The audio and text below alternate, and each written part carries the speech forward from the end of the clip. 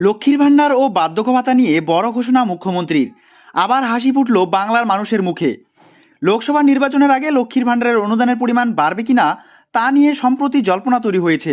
এরই মধ্যে আবার আবেদন করা সত্ত্বেও অনেকের ব্যাংক অ্যাকাউন্টে এখনও লক্ষ্মীর ভাণ্ডারের টাকা ঢোকেনি। এদিকে দীর্ঘদিন ধরে আবেদন করার পরেও বার্ধক্য ভাতা পাচ্ছেন না বহু বয়স্ক মানুষ।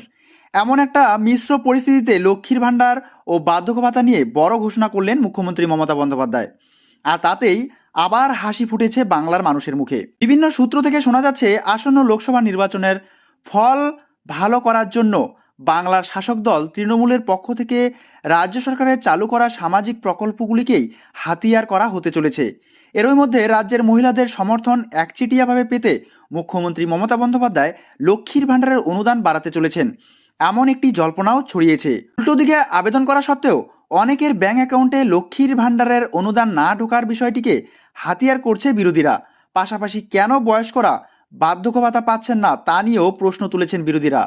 এই পরিস্থিতিতে যাবতীয় সংশয় দূর করতে সম্প্রতি মুখ খুলেছেন মুখ্যমন্ত্রী মমতা বন্দ্যোপাধ্যায়। 24 পরগনার জয়নগরে একটি প্রশাসনিক সভায় মুখ্যমন্ত্রী জানিয়েছেন, দুয়ারে সরকার ক্যাম্পে যারা লক্ষ্মীর ভাণ্ডার প্রকল্পের জন্য আবেদন জানিয়েছিলেন, রাজ্যের সেই সকল মহিলাদের ব্যাংক অ্যাকাউন্টে খুব দ্রুত অনুদানের টাকা ঢুকতে শুরু করবে।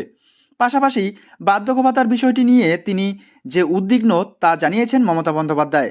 সেই সঙ্গে বিরাট বড় প্রতিশ্রুতি দিয়ে মুখ্যমন্ত্রী বলেন, কয়েকদিন দেরি হচ্ছে ঠিকই, কিন্তু দ্রুত বার্ধক্য ভাতা পেতে শুরু করবে বয়স্করা। লক্ষ্মীর ভাণ্ডার ও বার্ধক্য ভাতার অনুদান ঢুকতে দেরি হওয়ার জন্য মুখ্যমন্ত্রী আঙুল তুলেছেন কেন্দ্রীয় সরকারের দিকে। তিনি বলেন, কেন্দ্রীয় সরকার রাজ্যের বরাদ্দ আটকে রাখতেই এই জরুরি সামাজিক প্রকল্পগুলির অর্থ দিতে কিছুদিন দেরি হচ্ছে।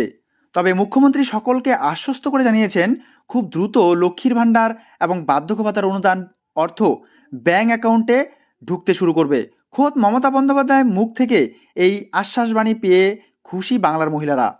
উল্লেখ্য, গত রবিবার অর্থাৎ 7 জানুয়ারি এই বার্ধক্য ভাতা নিয়ে এক নজরবিহীন পদক্ষেপ করেছেন ডায়মন্ড হারবারের সাংসদ তথা তৃণমূলের সর্বভারতীয় সাধারণ সম্পাদক অভিষেক বন্দ্যোপাধ্যায়। সরকারের ঘর থেকে বার্ধক্য ভাতার অনুদান আসতে দেরি হচ্ছে দেখে তিনি নিজের থেকে ডায়মন্ড হারবার লোকসভা কেন্দ্রের 76,000 প্রবীণ নাগরিককে বার্ধক্য ভাতা দেওয়া শুরু করেছেন। জানিয়েছেন, যতদিন না সরকার ভাতা চালু করছে ততদিন তিনি প্রতি মাসে মাসে এই বার্ধক্য ভাতা দিয়ে যাবেন। এরপরই মমতা বন্দ্যোপাধ্যায়ের এই ঘোষণায় হাসি ফুটেছে বাংলার লক্ষ লক্ষ মানুষের।